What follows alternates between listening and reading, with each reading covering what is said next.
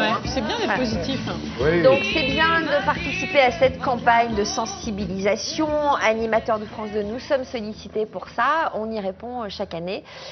Et donc ce matin, vous vous êtes intéressé à celles qui ont subi une ablation, une opération ô combien douloureuse dans laquelle on perd sa féminité. La mastectomie, bien sûr. C'est à la fois douloureux et pas facile à vivre. Pas facile à vivre, pas facile à regarder le matin dans sa salle de bain, parce qu'elle est là, la réalité du monde d'après l'opération. C'est que ça vous saute à la figure. Et je peux vous dire qu'en reportage aussi, ça vous saute à la figure de voir ces femmes devenues Amazones. Pour la plupart.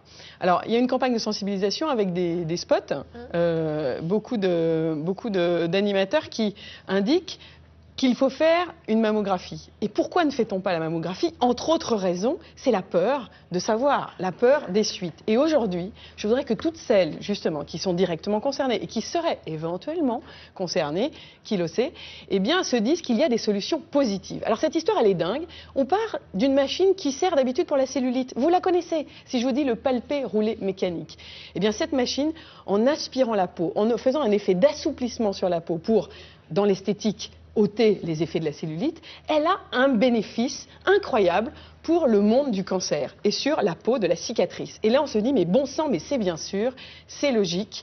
On peut, avec cette machine, réassouplir la peau, relancer la microcirculation.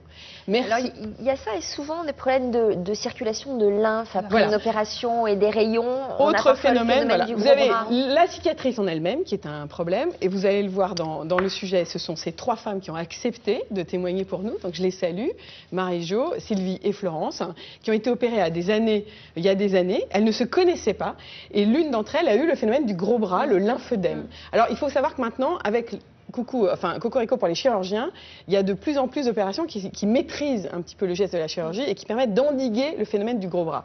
Mais il n'empêche qu'il existe aussi, et là encore, ces machines issues des techniques esthétiques, palpé roulé mécanique, etc., peuvent quelque chose. Et Sylvie, qui a le phénomène du gros bras, avait fait un petit peu de rééducation, elle avait fait des drainages, et elle n'avait obtenu aucun résultat. Là, en quelques mois, elle a eu des résultats, c'est assez dingue. Super Donc, positif, regardez, nous sommes allés à Toulouse, où où là, manifestement, il y a une dynamique vraiment intéressante des gens, j'allais dire intelligents, qui osent aller vers ce détournement de J'imagine que technique. plus on le fait tôt, plus on fait ses gestes tôt, mieux c'est.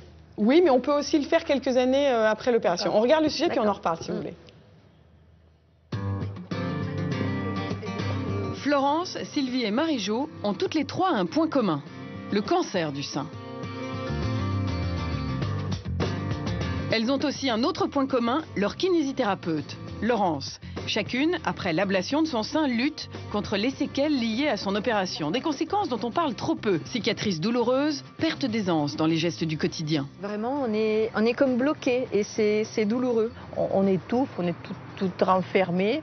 Et puis l'esprit également, quoi. On m'a souvent dit, de toute façon, ça c'est à vie, ça partira jamais. Décidément, il ne faut jamais dire jamais. C'est ce que ces femmes constatent avec le travail réalisé au cabinet de kinésithérapeute. Un travail pour assouplir les tissus de la cicatrice, grâce au massage manuel bien sûr, mais avec en complément des machines normalement connues dans l'esthétique. Palpé roulé, plateforme pour la silhouette, elles vont aider au mieux-être. Cette machine, elle va me permettre du coup de m'adapter à la résistance du tissu et de la cicatrice.